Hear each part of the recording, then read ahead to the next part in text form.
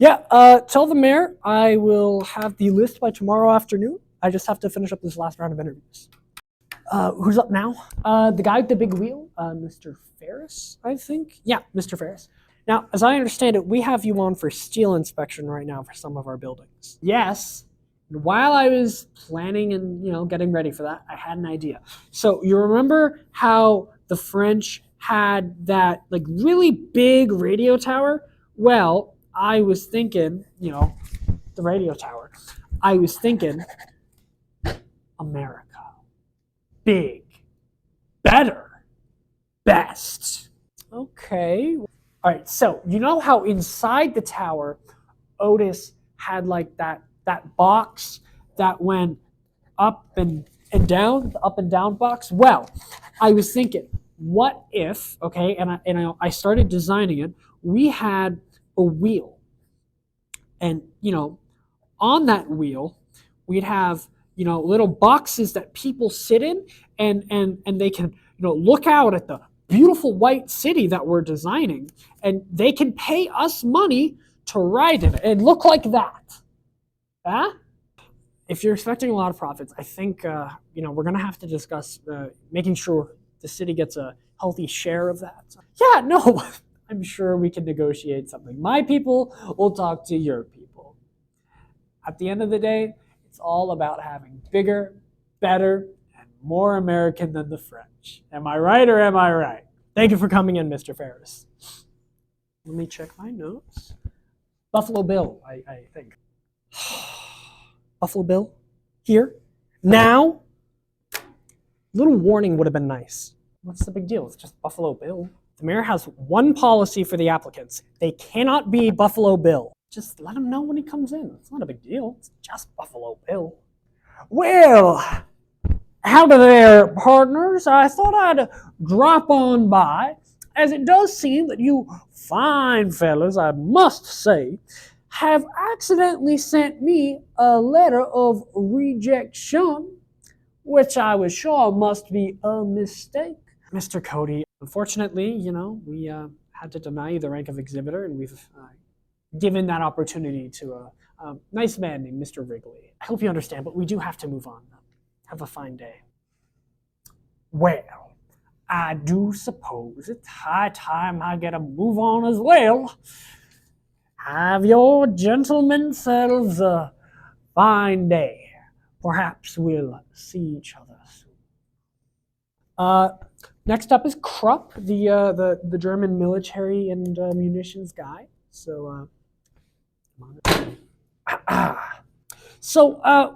what exactly are you offering for the fair?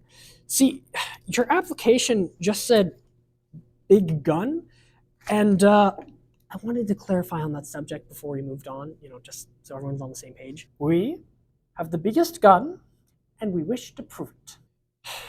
That's it? Just a big gun? Sir, our one big gun is far more powerful than anything you little Americans might have. It's powerful enough to launch a several thousand-pound payload over 15 miles. It is larger and bigger than anything you Americans might have, and I do think it warrants its own warehouse, just on its own. And I do think you'd be well advised to allow us to have that here at this fair. Maybe even you could put it out next to the water so that we can point it over towards your tiny little American cities, yes? And, if you really wanted, we could fire this gun and it would level this little plaster city you Americans are building, and we could help you with the cleanup, yeah? I can't wait to show off our one big gun at your fair. Thank you for your time. Good day to you as well. Next up is, that Wrigley guy from earlier that we passed over Buffalo Bill for whatever reason. Yeah, it says here that he has gum, but it's fruity. A whole exhibit for fruity gum? I don't know. It'd take a buffalo-sized reason for me to give him a spot here. I mean, we're not giving these out willy-nilly. So, Mr. Wrigley, I'm not so sure. Now, let me stop you right there. I, Mr. Wrigley, would like to humbly withdraw my name and my application from your consideration. I simply think that in my place, Buffalo Bill Cody should be able to exhibit himself and his show at your fair. Mr. Cody, we already made our decision. Where is Mr. Wrigley? He is lassoed and hogtied right outside that door because I simply do not agree with your decision to not consider my name further. Now, I am well-minded if you continue down this path to just open up my show right across the street from your little county fair and make much more money than I ever would have with you fools. Our decision has already been made, Mr. Cody, but what you choose to do with that is your prerogative. Now, my secretary is going to escort you out here, and I expect that you release Mr. Wrigley as soon as you exit those doors. Thank you. Good day. It is your loss, gentlemen. Good day to me, indeed. Yeah, follow him out. Make sure he lets Mr. Wrigley go. Send the guy after him in. Mr. Cody seems to have scared everyone else away when he hogtied Mr. Wrigley, so there's no one left.